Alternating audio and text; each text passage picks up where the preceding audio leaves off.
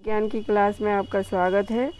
अभी औद्योगिकरण का युग यही चैप्टर चल रहा है। इसमें आज आपको हम समझा रहे हैं लघु उद्योगों की बहुतायत। तो समझें, हालांकि युद्ध के बाद फैक्ट्री उद्योगों में लगातार इजाफा हुआ, लेकिन अर्थव्यवस्था में विशाल उद्योगों का हिस्सा बहुत छोटा था। उनमें से ज़्यादातर 1911 में 67% बंगाल और बम्बई में स्थित थे और बाकी पूरे देश में छोटे स्तर के उत्पादन का ही दबदबा रहा। पंजीकृत फैक्ट्रियों में कुल औद्योगिक श्रम शक्ति का बहुत छोटा हिस्सा ही काम करता था। यह संख्या 1911 में 5% और 1931 में 10% थी। बाकी मजदूर गली मोहल्लों में स्थित छोटी छोटी वर्कशॉप और घरेलू इकाइयों में काम करते थे। ये गरीब तबके के मजदूर थे। ये कुछ मामलों में तो 20वीं सदी के दौरान हाथ से होने वाले उत्पादन में दरअसल इजाफा हुआ था। यानी जो काम मजदूर हाथ से करते थे तो इसमें इजाफा हुआ। और यह बात हथकरघा क्षेत्र के बारे में भी सही है, जिसकी हमने पीछे चर्चा की थी। सस्ती मशीन निर्मित धागे ने 19वीं सदी में कताई उद्योग को तो ख़त्म कर दिया था, क्योंकि मशीन से जो धागा बन रहा था, मशीन से निर्मित धागा अच्छी किस्म का था, पतला था। इसलिए जो हाथ से बना हुआ धागा था वो मोटा होता था, तो उसकी कीमत या उसकी वैल्यू कम होती गई। लेकिन तमाम समस्याओं के बावजूद बुनकर अपना व्यवसाय किसी तरह चलाते रहे, जो हाथ से सूत तैयार करते थे। 20वीं सदी में हथकरघों पर बने कपड़े के उत्पादन में लगातार सुधार हुआ।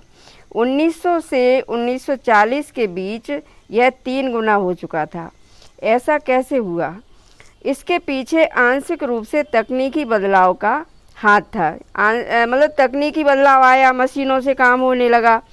अगर लागत में बहुत ज़्यादा इजाफा न हो और उत्पादन बढ़ सकता हो तो हाथ से काम करने वालों को नई तकनीक अपनाने में कोई परेशानी नहीं होती। यानी लागत भी कम आ रही है और उत्पादन बढ़ रहा है, तो इसमें जो है मतलब हर कोई चाहेगा कि हम उस तकनीकी ढंग से काम कर लें। इसलिए 20वीं सदी के दूसरे दशक तक आते आते हम ऐसे बुनकरों को देखते हैं जो फ्लाई शटल वाले करघों का इस्तेमाल करते थे। इससे कामगारों की उत्पादन क्षमता बढ़ी, उत्पादन तेज हुआ और श्रम की मांग में कमी आई। 1941 तक भारत में 35% से ज़्यादा हथकरघों में फ्लाई शटल लगे होते थे। श्रावणकोर, मद्रास, मैसूर, कोचीन, बंगाल आदि क्षेत्रों में तो ऐसे हथकरघे 70 से 80% तक थे। इसके अलावा भी कई छोटे छोटे सुधार किए गए, जिनसे बुनकरों को अपनी उत्पादकता बढ़ाने और मिलों से मुकाबला करने में मदद मिली। अब ये थोड़ा सा समझ लें। फ्लाई शटल यह रस्सियों और पुतलियों के जरिए चलने वाला एक यांत्रिक औजार है।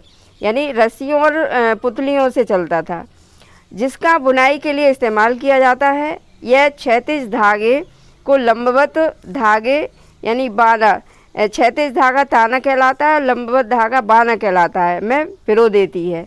फ्लाई शटल के आविष्कार से बुनकरों को बड़े करघे चलाना और चौड़े अरज का कपड़ा बनाने में काफ़ी मदद मिली।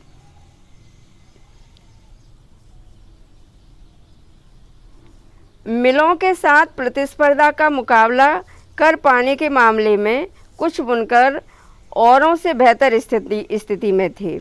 बुनकरों में से कुछ मोटा कपड़ा बनाते थे, जबकि कुछ महीन किस्म के कपड़े बुनते थे।